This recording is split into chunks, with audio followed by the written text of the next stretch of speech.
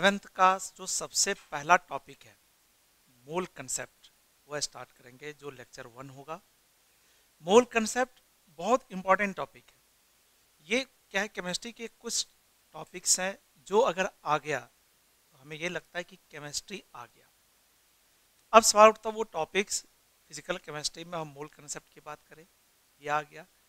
Inorganic में chemical bonding, periodic table आ गया, coordination आ गया। फिर ऑर्गेनिक में आपको नोमेनक्लेचर, आइसोमेरिज्म, जीओसी, ये आ गया। तो यहाँ पर फिजिकल केमिस्ट्री में जो मूल कंसेप्ट है इसको देखना है। और मूल कंसेप्ट 11th के हिसाब से थोड़ा सा डिफिकल्ट होता है शुरुआत के फेज में, लेकिन आप जैसे जैसे आगे बढ़ते चले जाओगे कुछ दिनों के बाद जो है ये बहुत आसान लगने लगता है। तो हम लोग यहाँ पर स्टार्ट करेंगे।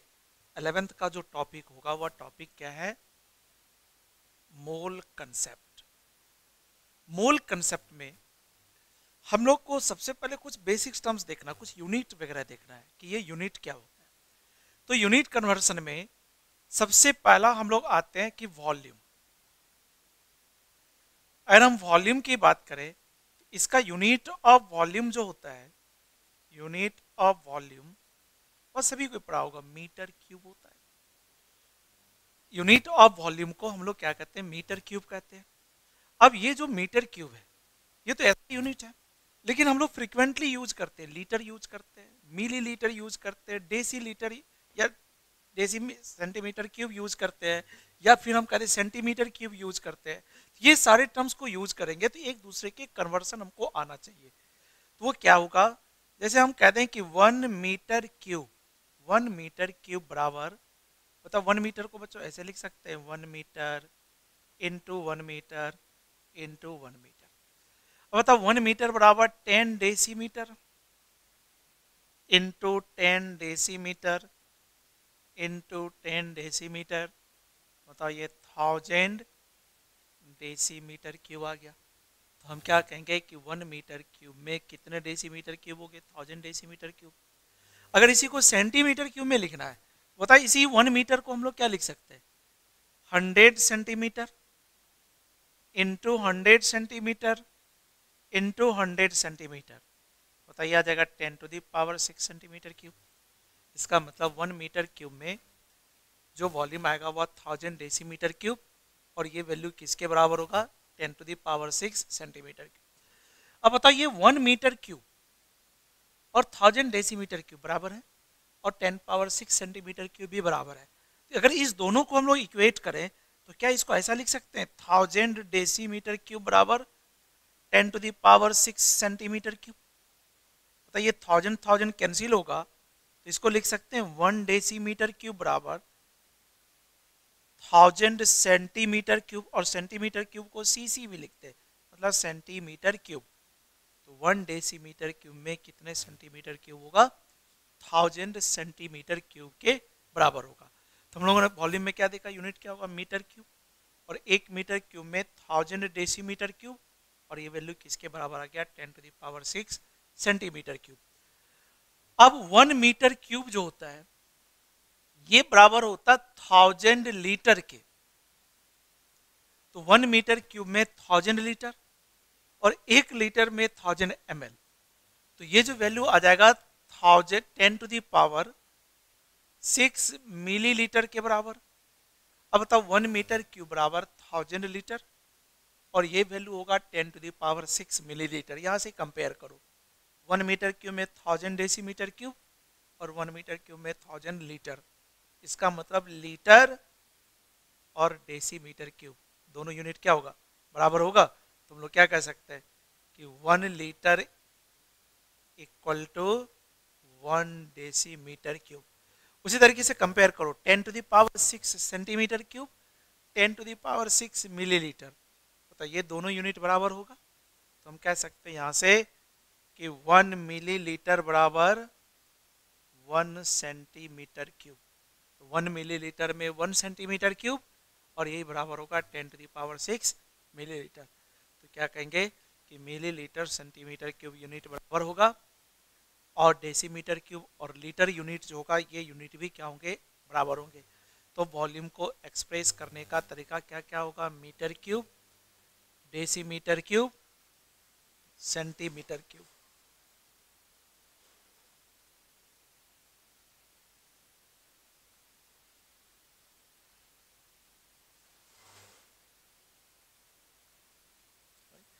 तो हमने देखा कि वॉल्यूम, वॉल्यूम को एक्सप्रेस करने का अलग तरीका है। दूसरा हम लोग आते हैं प्रेशर। प्रेशर जो होता है, प्रेशर मतलब पी, तो प्रेशर का मतलब क्या होता है? Force per unit area. तो बताओ कि जो पी होगा, पी बराबर फोर्स बाय एरिया। बताओ जो फोर्स होता है इसको हम लोग क्या लिखते हैं? न्यूटन। और एरिया को क्या लिखते हैं? Metre square. मतलब प्रेशर का यूनिट न्यूटन पर मीटर स्क्वायर। और इसी यूनिट को हम लोग क्या लिखते हैं? पीए। पीए मतलब पास्कल। तो हम क्या कहेंगे? प्रेशर का जो एसआई यूनिट है वह एसआई यूनिट क्या होगा? न्यूटन पर मीटर स्क्वायर, या इसी को हम लोग क्या कहेंगे? पास्कल कहेंगे। लेकिन केमिस्ट्री में जनरली हम लोग जो यूज करते हैं वह एटीएम वगैरह रहता है, टॉर रहता है, सेंटीमीटर ऑफ एचजी होता है, या एमएम ऑफ एचजी होता है। तो ये सारे कन्वर्सन, जैसे हम लोग जो एटमॉस्फेयर है, एटमॉस्फेरिक प्रेशर जिसको 1 एटीएम कहते हैं, हम लोग के सर पर क्या लगता है? 1 एटीएम का प्रेशर लगता है। तो ये 1 एटीएम प्रेशर को हम लोग कैसे दूसरे में कन्वर्ट करेंगे, हम यहाँ पर लिखते हैं। और ये पूरा याद रखना है, बहुत इंपॉर्टेंट है। 1 एटीएम बराबर जो होता है ये होता है 1.013 इंटू 10⁵ पास्कल। मतलब 1 एटीएम का प्रेशर पास्कल में लिखेंगे 1.013 इंटू 10⁵ पास्कल के बराबर होगा। यही वैल्यू जो होता है ये होता है 76 सेंटीमीटर ऑफ एच जी। इसका मतलब क्या होगा कि अगर हम 76 सेंटीमीटर लेंथ ले लें, एक ट्यूब ले लें, यूनिफॉर्म ट्यूब ले लें, और उसमें 76 सेंटीमीटर तक मरकरी भर दें, बॉटम पर जो प्रेशर लगेगा वह प्रेशर कितना लगेगा? 1 एटीएम के बराबर होगा। अब बताओ सेंटीमीटर को हम लोग मिलीमीटर में कन्वर्ट करेंगे, 10 से मल्टीप्लाई करेंगे, तो इसी को लिख सकते हैं 760 mm ऑफ एच जी। तो 1 एटीएम जो आ गया 76 सेंटीमीटर ऑफ एच जी, ये 1 एटीएम आ गया 760 mm ऑफ एच जी के बराबर आ गया। इसी को हम लोग क्या कहते हैं? 760 टॉर भी कहते हैं।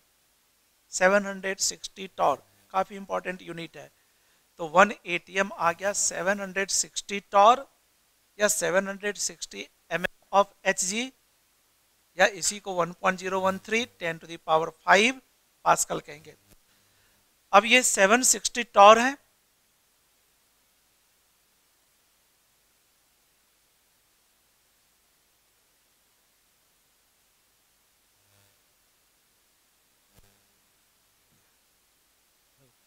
ये 760 टॉर है। अगर इसको बार में लिखें तो हम कहेंगे कि यही जो 1 एटीएम होगा ये होता 1.013 बार के बराबर होता है।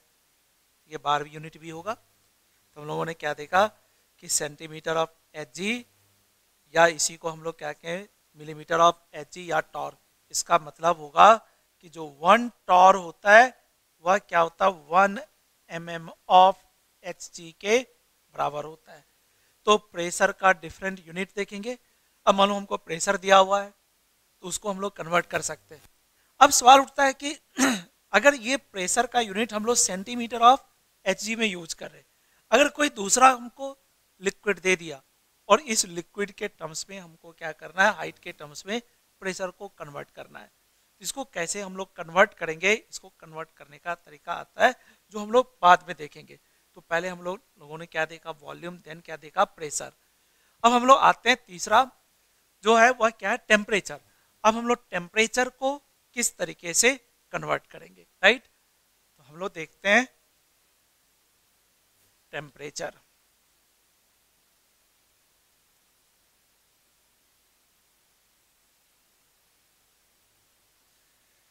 टेम्परेचर के भी अलग अलग यूनिट हैं।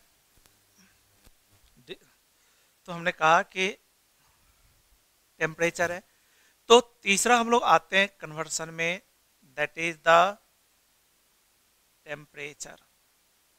टेम्परेचर के केल्विन यूनिट होता है, डिग्री सेंटीग्रेड होते हैं, फ़ारेनहाइट है, लेकिन हमको जनरली यहाँ पर जो सीखना हुआ केल्विन और डिग्री सेंटीग्रेड।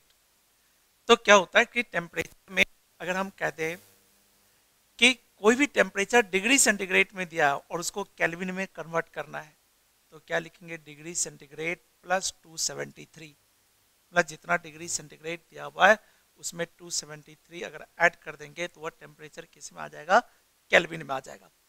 अब इसमें एक टर्म्स आता है absolute zero. Absolute zero, absolute zero का मतलब होता है zero kelvin temperature, zero kelvin temperature. तो एब्सोल्यूट जीरो किसको कहेंगे, जीरो केल्विन टेम्परेचर। और जीरो केल्विन टेम्परेचर का मतलब अगर डिग्री सेंटीग्रेड में रखेंगे तो -273 डिग्री सेंटीग्रेड। तो एब्सोल्यूट जीरो आ गया जीरो केल्विन टेम्परेचर, और ये वैल्यू क्या होगा, -273 डिग्री सेंटीग्रेड के बराबर होगा। इसी में एक टर्म्स आता स्टैंडर्ड टेम्परेचर, जैसे स्टैंडर्ड टेम्परेचर एंड प्रेशर, जिसको हम लोग क्या बोलते हैं, एसटीपी बोलते हैं। तो इसमें भी टेम्परेचर स्टैंडर्ड है, प्रेशर, तो इसमें हम लोग क्या लिखते हैं, टेम्परेचर बराबर 0 डिग्री सेंटीग्रेड, या इसी को हम लोग क्या कहेंगे 273 केल्विन। अगर एग्जैक्ट की बात करोगे तो ये वैल्यू क्या होता है, 273.15 होता है, केल्विन होता है। तो टेम्परेचर जो होगा वह 0 डिग्री सेंटीग्रेड, या ये वैल्यू क्या होगा 273 केल्विन के बराबर होगा। लेकिन जो प्रेशर होता है याद रखना ये 1 बार होता है, 1 atm नहीं होता है। तो हम क्या कहेंगे, स्टैंडर्ड टेम्परेचर प्रेशर जो एसटीपी है, जिसमें टेम्परेचर इतना। और सिर्फ अभी एक चीज याद रखना कि जो वॉल्यूम ऑफ 1 मोल गैस होता है कैसे निकालते हैं उसको हम लोग आगे देखेंगे। वॉल्यूम ऑफ 1 मोल गैस, तो ये जो वॉल्यूम ऑफ 1 मोल गैस है एट एसटीपी की बात करें, ये वैल्यू होता है 22.7 लीटर अप्रॉक्स। तो 22.7 लीटर। तो एब्सोल्यूट जीरो का मतलब 0 केल्विन, जबकि स्टैंडर्ड टेम्परेचर प्रेशर जिसको एसटीपी कहेंगे, इसमें टेम्परेचर 0 डिग्री सेंटीग्रेड और प्रेशर क्या होगा 1 बार। एक आता है नॉर्मल टेम्परेचर प्रेशर, जिसको normal temperature and pressure, that is called NTP. NTP, इसमें भी जो टेम्परेचर होगा वह टेम्परेचर क्या होगा 0 डिग्री सेंटीग्रेड। तो एनटीपी में भी टेम्परेचर को क्या रखना, 0 डिग्री सेंटीग्रेड। लेकिन याद रखना प्रेशर 1 बार नहीं होता है, एनटीपी में जो प्रेशर होगा वह क्या होगा 1 atm के बराबर होगा। तो प्रेशर 1 atm के बराबर और टेम्परेचर क्या होगा 0 डिग्री सेंटीग्रेड। लेकिन यहां पर जो वॉल्यूम ऑफ 1 मोल गैस होंगे, वॉल्यूम ऑफ 1 मोल गैस, ये वैल्यू क्या होगा, एक मोल गैस का वॉल्यूम 22.4 लीटर। अब ये जो 22.7 लीटर लिखा है ये अप्रॉक्स होता है, ठीक है, ये क्या आते हैं अप्रॉक्स रहते हैं। तो वॉल्यूम ऑफ 1 मोल गैस बराबर 22.4 लीटर के बराबर होगा। ये कब होगा, नॉर्मल टेम्परेचर एंड प्रेशर। तो टेम्परेचर में एब्सोल्यूट जीरो, फिर हमको क्या देखना, स्टैंडर्ड टेम्परेचर प्रेशर नॉर्मल। एक टर्म्स आता रूम टेम्परेचर। रूम टेम्परेचर क्या होता है, रूम टेम्परेचर का मतलब होता है 25 डिग्री सेंटीग्रेड, या इसका मतलब क्या होगा 298 केल्विन। तो रूम टेम्परेचर में 25 डिग्री सेंटीग्रेड लेंगे, या फिर हम लोग क्या लेंगे 298 केल्विन। तो हम लोगों ने 3 बेसिक यूनिट देखा, और कौन कौन सी यूनिट देखा, प्रेशर, वॉल्यूम एंड टेम्परेचर। अब इसके बाद जो है हम लोग क्या करेंगे देखेंगे, राइट, ठीक है, इसको नोट कर लो, स्क्रीनशॉट ले लो, इसका नोट कर लो। तो अभी हम लोगों ने देखा डिफरेंट यूनिट, प्रेशर का क्या यूनिट होगा, वॉल्यूम का क्या यूनिट होगा, और टेम्परेचर का क्या होगा। अब हम लोग आते हैं मोल। मोल क्या होता है, एक यूनिट होता है। यूनिट होता है क्वांटिटी को, नंबर को मेजर करने का। कोई भी क्वांटिटी है उसके कितने वैल्यूज हैं उसको मेजर करने का जो यूनिट होता है, उस यूनिट को हम लोग क्या कहते हैं, मोल कहते हैं। 1 मोल जो होता है, ये 1 मोल होता है 6.023 इंटू 10⁻23, और इसी नंबर को क्या कहते हैं, एवोगाड्रो नंबर कहते हैं। तो 1 मोल जैसे डोजन होता है, डोजन का मतलब 12 होता है, उसी तरीके से 1 मोल का मतलब 6.023 10⁻23 होता है। यह अपने आप में एक बहुत बड़ा क्वांटिटी है, राइट। तो अब ये 1 मोल, जैसे मान लो हम कह दें कि 1 मोल O2 लेते हैं, इसका मतलब होगा 6.023 10⁻23 O2 मॉलिक्यूल, क्योंकि O2 क्या एक मॉलिक्यूल है, तो इतने मॉलिक्यूल होगा। अगर हम बात करें 1 मोल सोडियम की बात करें, तो सोडियम क्या होता है, एटम होता है, तो ये वैल्यू हो जाएगा 6.023 10⁻23 एटम के बराबर होगा। अगर हम कहते हैं कि 1 मोल N3 माइनस है, तो N3 माइनस क्या, आयन, तो ये क्या हो जाएगा 6.023 10⁻23 N3 माइनस आयन है। या 1 मोल हम लोग इलेक्ट्रॉन की बात करें, तो 1 मोल इलेक्ट्रॉन का मतलब होगा 6.023 10⁻23 इलेक्ट्रॉन के बराबर होगा। राइट। अब इसमें जो मोल है, इस मोल में के बेसिस पर, जैसे मान लो किसी भी सब्सटेंस का मास दिया हुआ हो, वॉल्यूम दिया हुआ हो, या फिर उस सब्सटेंस के कह सकते हैं कि टर्म्स दिया हुआ, तो उसको हम लोग मोल के टर्म्स में किस तरीके से कैलकुलेट करेंगे, या नंबर दिया हुआ हो, तो नंबर ऑफ मोल का जो फॉर्मूला आएगा वह किस तरीके से आएगा। हम लोग आते हैं नंबर ऑफ मोल। सबसे पहला फॉर्मूला हम लोग क्वांटिटी या नंबर दिया हुआ, उस नंबर को नंबर ऑफ मोल में कैसे कन्वर्ट करेंगे। तो हमको पता है कि Na एटम या मॉलिक्यूल या आयन कुछ भी है, वह किसके बराबर है, 1 मोल के बराबर है। तो अगर हमारे पास एवोगाड्रो नंबर के बराबर वैल्यू हो, तो वह क्या होगा, 1 मोल के बराबर होगा।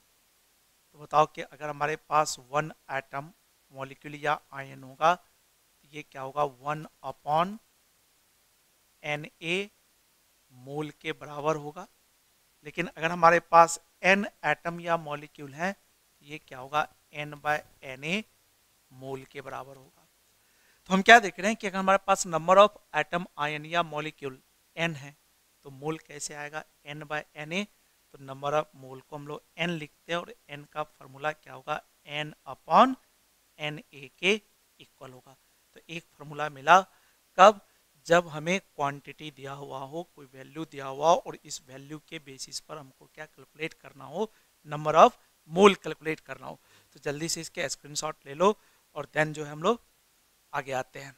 राइट।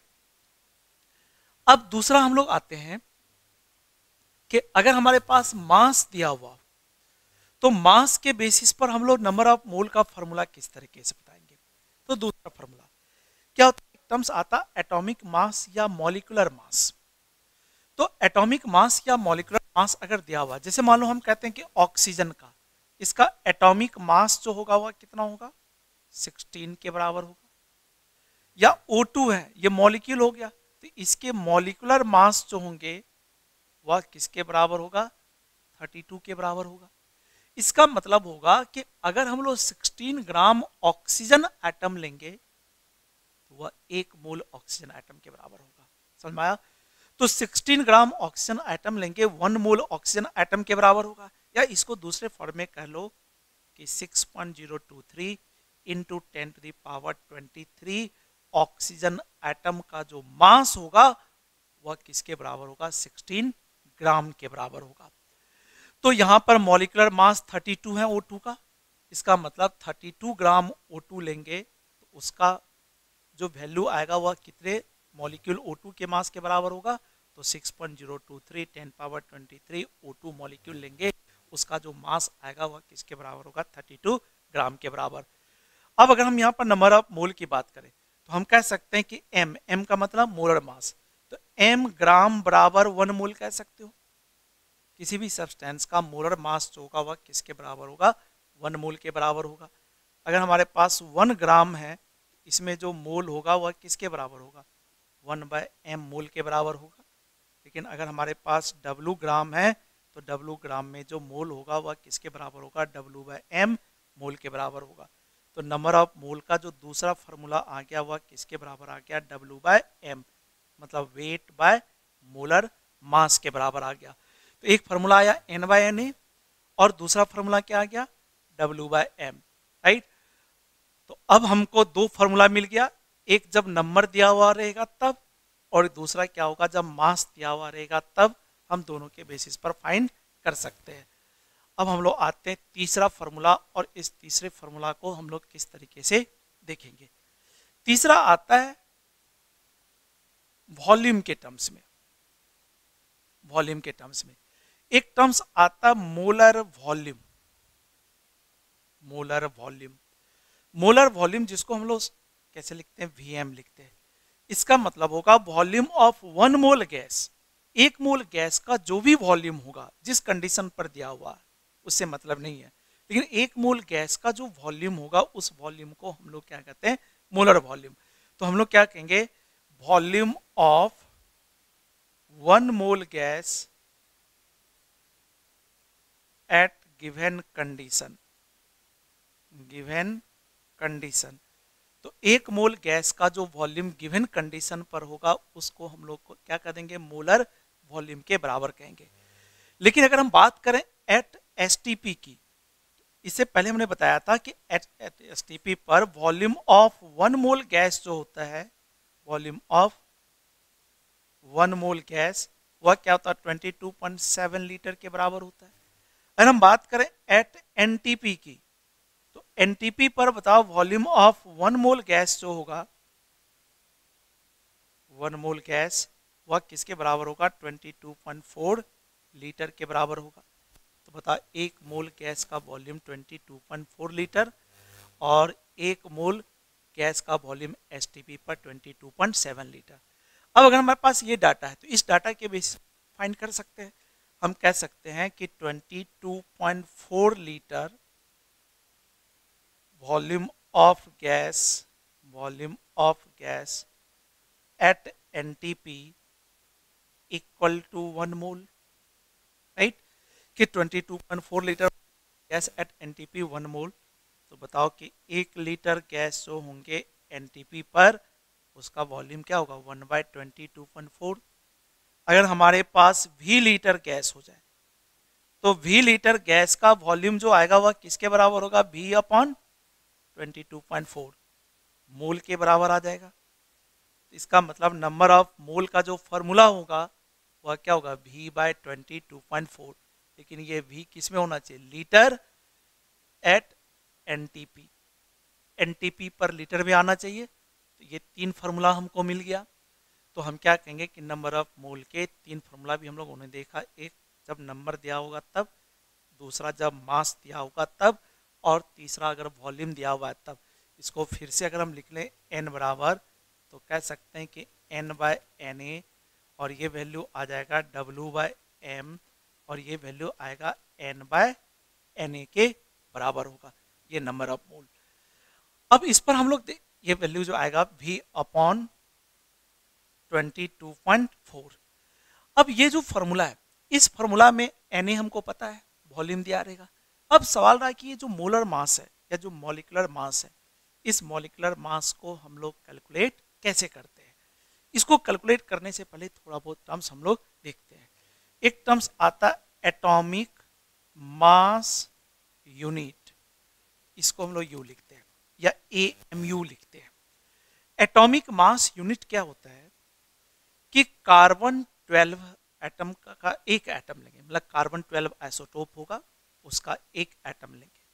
इस एक एटम के मास में 12 से डिवाइड कर दो, तब जो वैल्यू आएगा वह वैल्यू किसके बराबर होगा, 1 AMU के बराबर।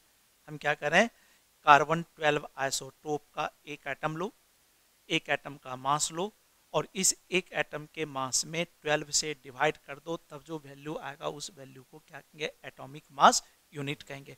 तो हम लोग क्या कर सकते हैं कि 1/12 part of mass of 1 atom of C12 isotope, ये वैल्यू किसके बराबर होगा, AMU। तो हम कह सकते हैं कि जो 1 AMU होगा ये 1/12 into mass of 1 atom of C12 के बराबर होगा। तो 1 AMU का वैल्यू आ गया 1/12 into mass of 1 atom of C12। अब बताओ मास ऑफ 1 एटम ऑफ C12 कैसे कैलकुलेट करेंगे।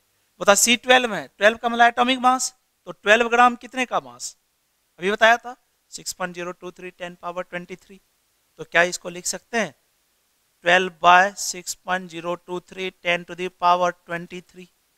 है इतना ग्राम हो जाएगा। तो एक एटम का मास ये आ गया, बताइए ये वैल्यू आ गया 1/6.023 10⁻23, 1/6.023 10⁻23, और ये वैल्यू होता है 1.66 10⁻⁻23 ग्राम के बराबर।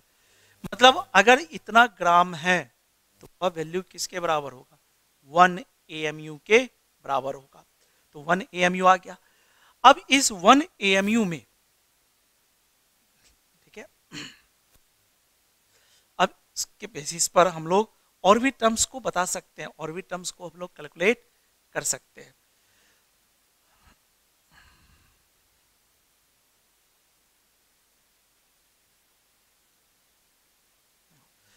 अब हमें आ गया 1 AMU आ गया, कि 1 AMU का वैल्यू जो आ गया वह कितने के बराबर आ गया, 1 AMU बराबर 1.66 10⁻⁻23 ग्राम, या इसी को 1/Na ग्राम भी लिख सकते हैं। अब कोई भी एटम है, उस एटम के मास को अगर AMU में एक्सप्रेस करना है तो कैसे एक्सप्रेस करेंगे। जैसे मान लो हम कह दें कि सोडियम 23 है, इसके एक एटम का मास AMU में बताना है। तो एक एटम का मास अगर AMU में बताना है तो बताओ कि एक एटम का मास किसके बराबर होगा, मास ऑफ 1 एटम। इसको लिख सकते हैं 23/Na ग्राम, क्योंकि 23 ग्राम जो होगा वह क्या होगा, एक मोल एटम का मास होगा। क्या इसी को लिख सकते हैं 23 इंटू 1/Na ग्राम। अब बताओ 1/Na ग्राम को 1 AMU लिख सकते हैं, ये वैल्यू क्या आ गया 23 AMU। ये जो वैल्यू आया वह क्या आया, एक एटम का मास। इसका मतलब एटॉमिक मास में अगर हम लोग AMU लगा दें तो एक एटम का मास आ जाएगा, लेकिन अगर इसमें हम लोग ग्राम लगा दें तो एक मोल एटम का मास हो जाएगा। इसका मतलब हम लोग कह सकते हैं मास of 1 mole of Na23 atom, ये वैल्यू होगा 23 ग्राम। और कहते हैं मास ऑफ 1 एटम ऑफ Na23, ये होगा 23 AMU। एक एटम के मास में AMU लगाना है और एक मोल एटम। इसी में एक टर्म्स आता है ग्राम एटम। ग्राम एटम का जो मतलब होता है वह मतलब क्या होता है, mass of 1 mole atom is called gram atom. तो mass of 1 mole atom is called gram atom. तो हम लोग क्या के, या इसी को हम लोग कहेंगे कि if atomic mass expressed in gram that is called gram atom. तो हम कहेंगे कि atomic mass expressed in gram is called gram atom. तो बताओ कि 1 ग्राम एटम ऑफ O16 बराबर 16 ग्राम, ये वैल्यू आएगा। अगर कहते हैं 1 ग्राम एटम ऑफ सोडियम 23, ये वैल्यू कितने के बराबर होगा, 23 ग्राम के बराबर होगा। तो ग्राम एटम का मतलब ये आ जाएगा। तो हम क्या देख रहे हैं कि ग्राम एटम, और उससे पहले हम लोगों ने क्या देखा, एटॉमिक मास यूनिट। एक टर्म्स आता मोलर मास, या इसी को हम लोग मॉलिक्यूलर मास कहते हैं, मॉलिक्यूलर मास। अब मोलर मास या मॉलिक्यूलर मास ये जो टर्म्स हैं, अब इसी को क्या कहेंगे, जैसे मान लो O2 है तो इसका मोलर मास क्या होगा, 2 ऑक्सीजन एटम है, एक का 16 आता है एटॉमिक मास, तो 2 का कितना आ जाएगा, इसका जो मॉलिक्यूलर वेट होगा वह 2 इंटू 16 बराबर 32 के बराबर होगा। अगर हम कहते हैं CO2 है, इसके मॉलिक्यूलर वेट कितने के बराबर होगा, एक कार्बन है 2 ऑक्सीजन है, तो 1 इंटू 12 कार्बन 2 इंटू 16, तो ये 44 के बराबर आ जाएगा। इसको हम लोग क्या कहेंगे, molecular mass.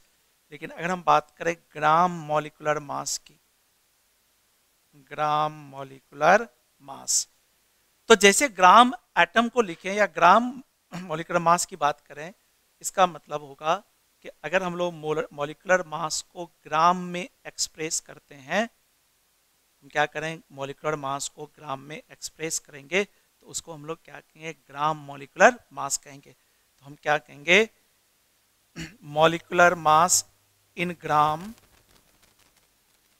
Molecular mass in gram is called gram molecular mass, is called gram molecular mass. तो molecular mass in gram is called gram molecular mass, right. तो इसका स्क्रीनशॉट लो ले फटाफट। तो हम लोग इसके आगे देखते हैं।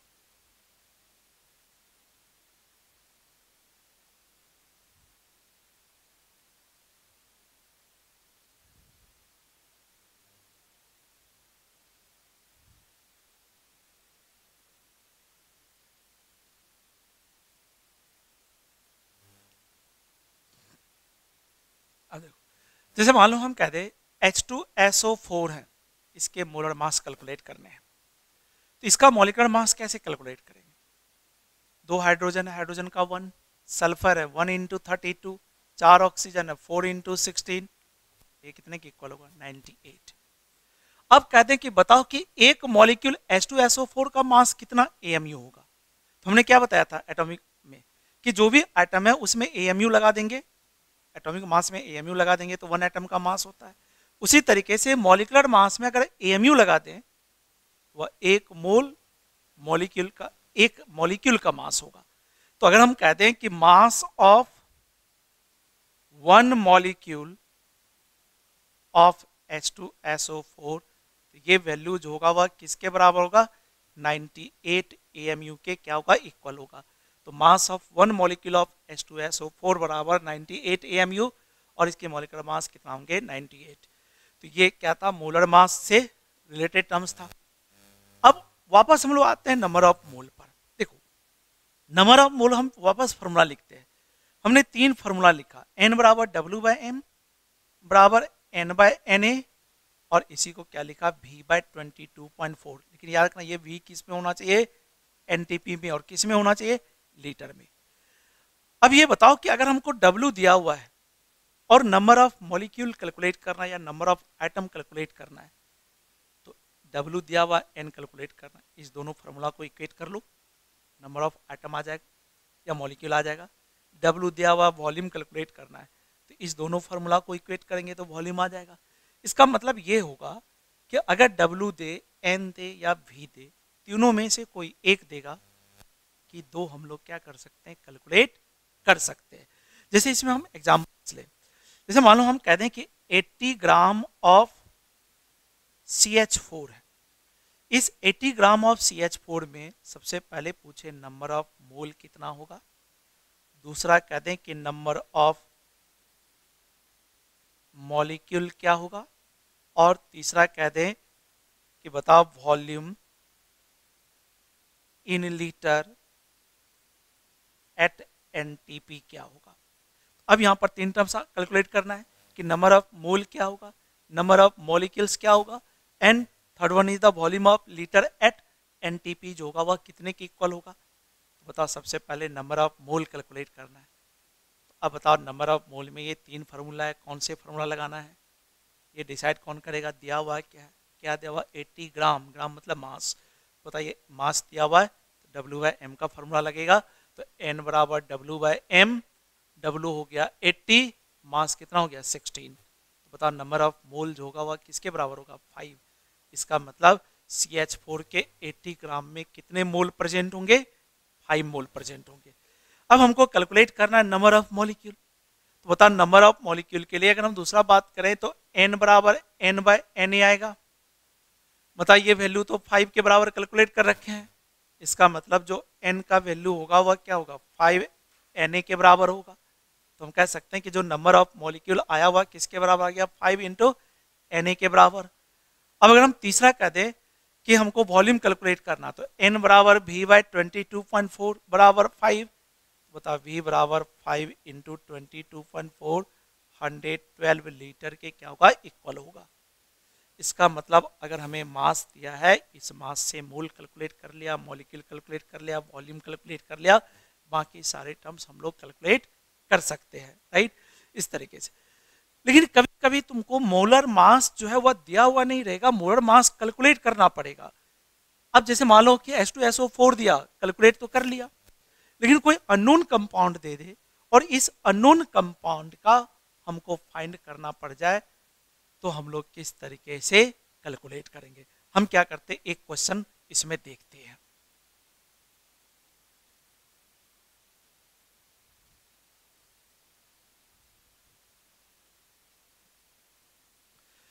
जैसे मान लो हम कह दें कि mass of one virus is 1.66 10 to the power minus 21 gram. Calculate